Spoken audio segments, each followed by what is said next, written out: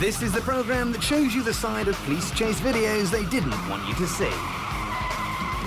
Bungled arrests, kamikaze crooks and cop-based carnage of all kinds. Welcome to Cops Uncut, the real car crash TV.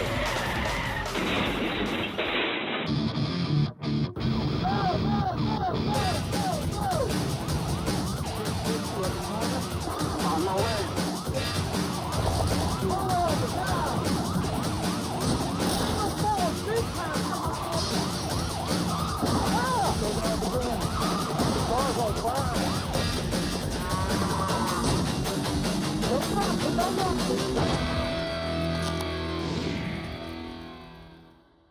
Coming up on Cops Uncut.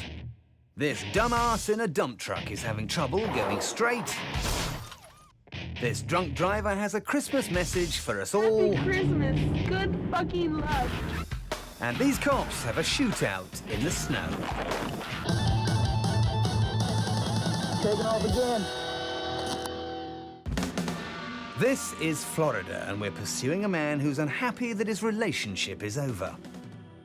So as well as stealing money and a car from his ex-girlfriend, he's taken something a lot more valuable. For 1043, the abduction victim is a child. The child's probably in the car. He's kidnapped her 3-year-old son. And even though the ransom is a mere $50, she's notified the police. 4 units behind him at this point. He's still westbound.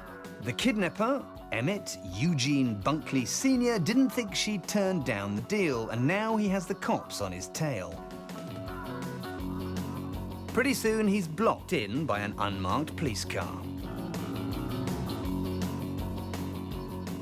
But he doesn't want to hand himself over just yet and drives around to continue his getaway. We can't do a rolling roadblock. I need 2 more units. With a terrified toddler involved, this is one police pursuit that must be handled delicately. Now is not the time for rash action or risky maneuvers. So a squad car keeps a safe distance from the kidnapper. When he hits the highway, the cops can only follow. He's not driving fast, but he is driving dangerously. And as he begins to weave in and out of the traffic, it's not just his own life he's risking, it's that of his passenger too. If you think this is difficult to watch, imagine how helpless the cops must feel. There's little they can do without further endangering the safety of the child. The kidnapper veers onto the opposite side of the road, and it isn't long before the inevitable happens. Mercifully, the child was unharmed. And it's probably for the best that Bunkley then decides to abandon him. He makes a token attempt to escape on foot, but within seconds there are enough cops on hand to make sure that he doesn't do any more harm, either to himself or to the child. The police helicopter loses sight of the action momentarily, but by the time we see Bunkley again, he's under control and under arrest. There's a child in the vehicle. 1091, yes, we do have a child. The child is safe. The boy was returned to his mother. And back at the station, Bunkley was charged with kidnapping, car theft, resisting arrest with violence, and reckless driving.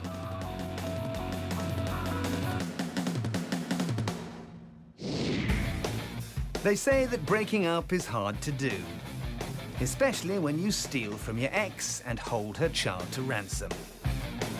But you should try and accept that you've grown apart and move on. There are plenty more fish in the sea, or, if you prefer, cars on the freeway. Broken-hearted Bunkley couldn't face life on his own, but the cops also couldn't stand to see him escape. And ironically enough, he now has plenty of people keeping him company.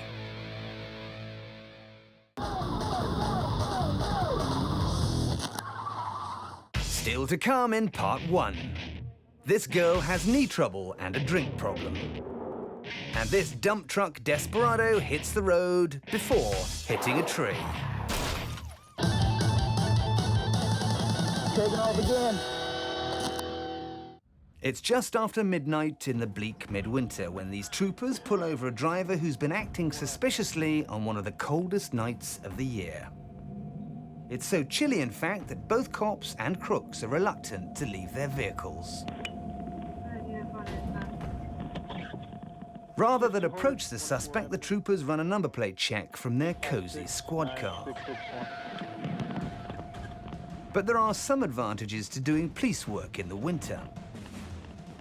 In icy conditions, their criminal is a lot slower to drive off. He won't be going anywhere in a hurry.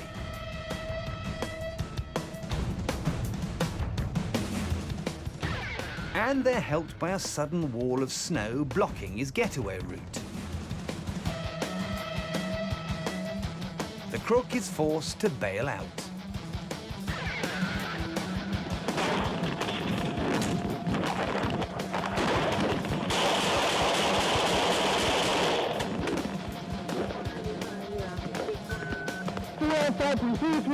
Shots fired, please. Shots fired, 33. 1078.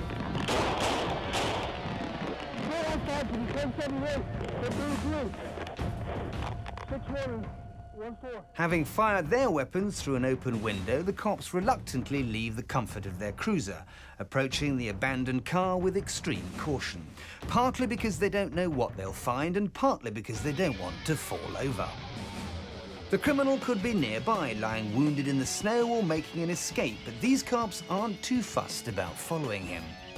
Not when the temperature is -20 with a wind chill factor of -60.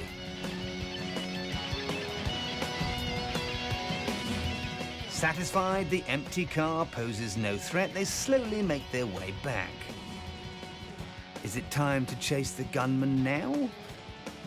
Nope. The paintwork on their radiator grille grabs their attention. They want to make sure this is their car. They check the windscreen and read the number plate. Yep, that is your motor, guys.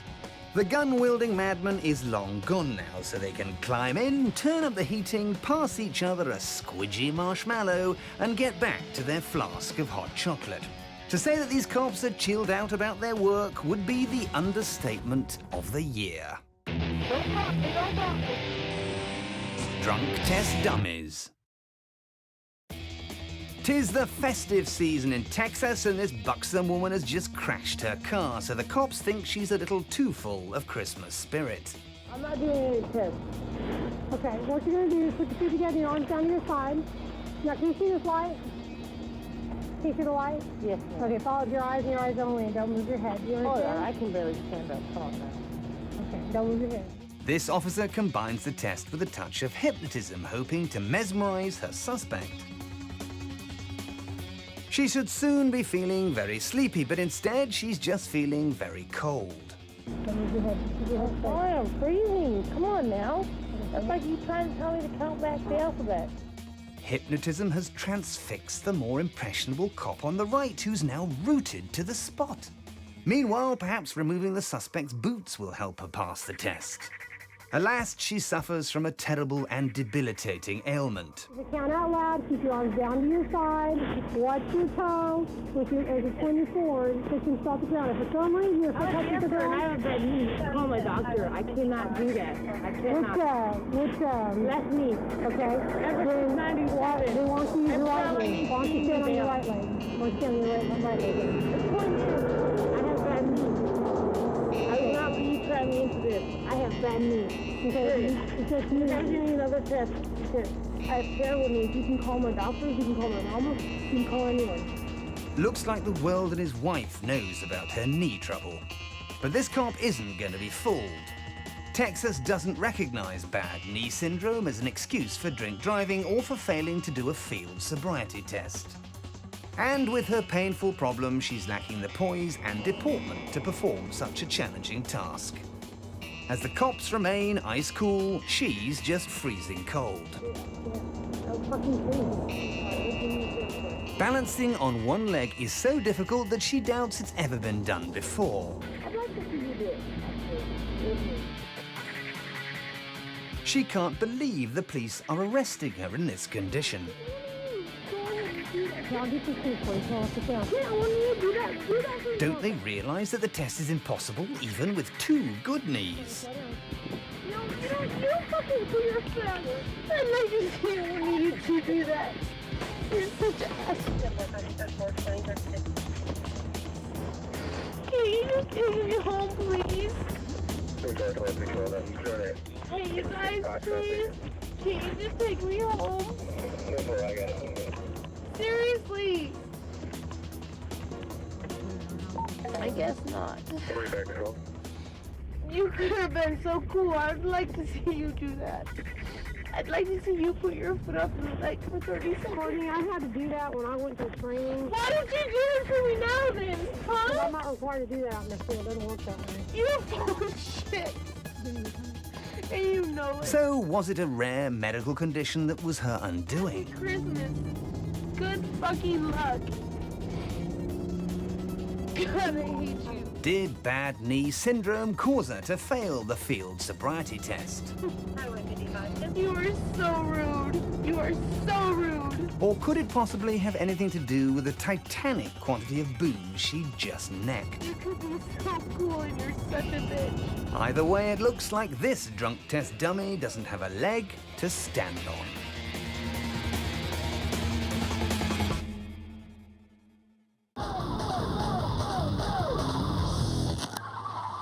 Not every police pursuit will involve chasing a crazed criminal in a high-speed motor down busy streets. It could be somewhere rather more remote and with hardware that's a little less high-tech. Dump trucks aren't renowned for their maneuverability or speed. So it doesn't take much to bring one in. All you have to do is stay on its tail. Rather than taming a crazed bull in the ring, it's more like herding in a lazy old heifer. A lazy old heifer that keeps on wandering off the road and ends up hitting a telegraph pole. This deputy decides to stay well back as the dump truck swerves along in a ditch. After all, he doesn't want his cruiser to get crushed. With so much momentum, it takes quite a while before the behemoth comes to a complete standstill, and when it does, he isn't exactly in a hurry to investigate. Perhaps he's concerned about what he might find or who he might come up against, because even when he gets out of his car, he looks a little tentative. Rather like their vehicles, though, truckers are built for comfort, not speed, so this one is hardly likely to make a run for it. Of course, there's also the possibility that he'll put up a fight. But that'll only be if he's still conscious. It's easy as a humble highway patrolman to get excited by a sudden police pursuit. 1 minute you're working alone, planning lunch at the local pancake house. Next thing, you've joined a posse of police that appeared from nowhere. And you're all pursuing a black pickup as it races along the road. The adrenaline is soon buzzing when you're in with the cop crowd. There's really nothing to beat the thrill of the chase. Even if you're the last to arrive and totally ignorant of what's going on, it's just fun to be one of the guys. You hope that one of them will put you in the picture. For example, which dangerous maneuver are your colleagues planning, and exactly what has the suspect done wrong? It must be something serious, or why else would there be so many cops on his tail? And where is he heading at such a speed? To post a letter, perhaps? When other state troopers learn about the chase, they'll all want to join in this high-speed game of tag. It's like a primal instinct as you find yourselves hunting in a pack. Soon you'll start thinking and acting as one. You may actually think that you've collectively cornered him.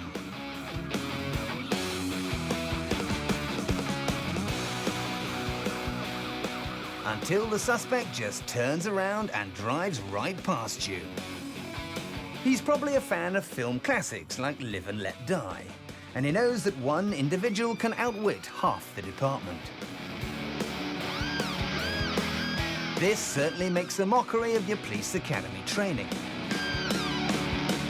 You'd think that one of you would have anticipated that move, or done a better job of turning 8 cars into a roadblock. It's certainly alarming when so many experienced cops fall for a simple stunt like that. And it's all the more unbelievable when the cops fall for the same trick again. No! Someone did not just shoot it. But that's what happens when you start acting and thinking like a crowd. You become as incompetent as each other. Now it's time to think for yourself. Time to leave the crowd. Show a bit of ingenuity. Let them follow each other in an angry gang. You just focus on what you've learned by working alone. Use your initiative and your car. Then you can watch the crowd as the high-speed game of tag turns into a crowded game of taser.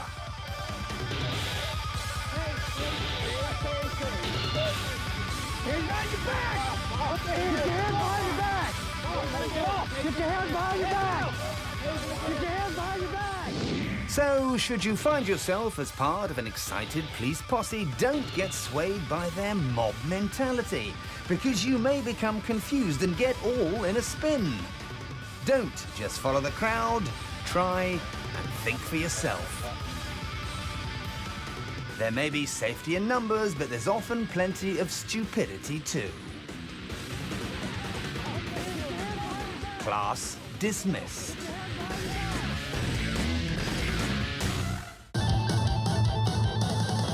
Taking off again. Still to come in part 2. This cop finds out that there's nothing like the smell of freshly smuggled grass, and this tree-hugging trooper misses the target. Taking off again. We're up bright and early one Saturday morning in Florida, where the police have pulled over this white van for a minor traffic offense. Its driver has parked by the grass, and this officer goes to have a little chat. How you doing, bud? You gotta do me a favor, just maintain your lane a little bit, that's all. Apologize, buddy. You falling asleep on me? Yeah, it's been a long ride. Long drive? You got your license on you? It's certainly been a long drive, and he's a little bleary-eyed. Still, the officer wants to look at his details before he can let him carry on with his trip. But this cop smells trouble, or rather the pleasant whiff of cologne. It's so overpowering that he tells the perfume driver to stand by his squad car. This cop has a real nose for a crime. He starts sniffing out the white van. Could this young man be smuggling aftershave? Or is that strong, sweet aroma covering up something more than the stale air from a long night's drive? Bingo. Sorry, sit on the ground. Sit on the ground. Sit on the ground. What's in there? Stay there. He doesn't need an explanation. It's certainly not high karate or even Brute 66. It's Marijuana Man, and the driver's been having a toke. But there's more than enough for one man in here.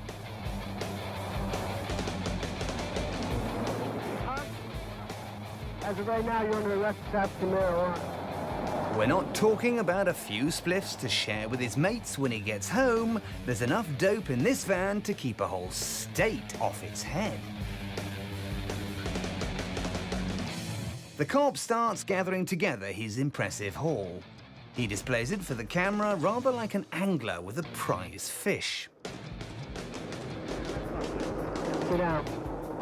Don't move. There's around 50 pounds of Mary Jane in there with a street value of $80,000. Certainly nothing to sniff at. It would have made a lot of people very high and a very tidy profit. But instead, this chap will get 3 years in jail and a $1,000 fine. Yep, there's a lot more where that came from. And all because of one very nosy cop. Sales of crisps and chocolate took a sudden drop in Florida that month.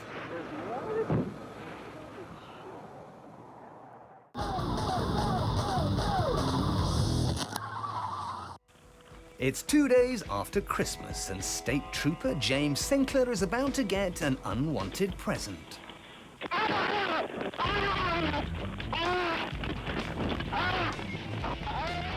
Sinclair has been hit by 2 shots, but thankfully he's wearing his bulletproof vest. Something. It's when the time I've been shot. I've been shot, something. Get back, come! Unfortunately, one of the bullets has hit his left hand, leaving him in a great deal of pain. Lying wounded on the floor, he tries to hold off the crazed gunman before taking cover in the bushes. The suspect is one Eric Madriga. The stresses of the holiday season must have become too much for him, because earlier in the evening he stabbed his wife. And now he's looking to finish off Officer Sinclair. But Sinclair has managed to find a hiding place. So all Madriga can do is wander around firing shots into the darkness and getting even angrier than he was already. State Trooper Darren Wilson arrives at the scene after Sinclair's request for backup. But he's not aware that the gunman is still on the loose. Sinclair tries to warn him. Wilson draws his weapon and fires off 7 rounds.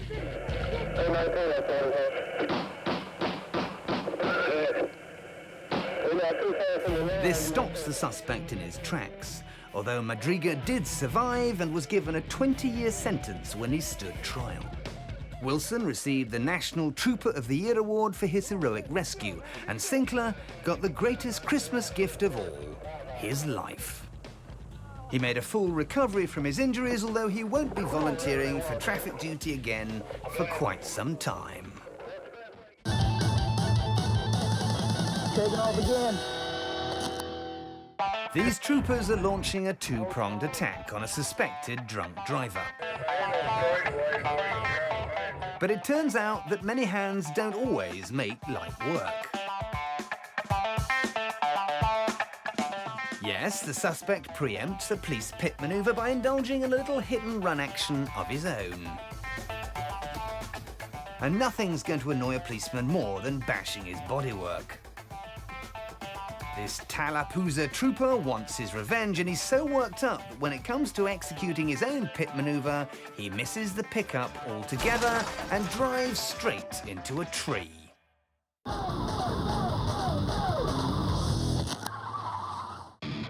So what have we learnt today on Cops Uncut? A dump truck doesn't handle like a Lamborghini. There's no business like snow business. And crashing a cop car is as easy as 1, 2, tree. Be careful out there.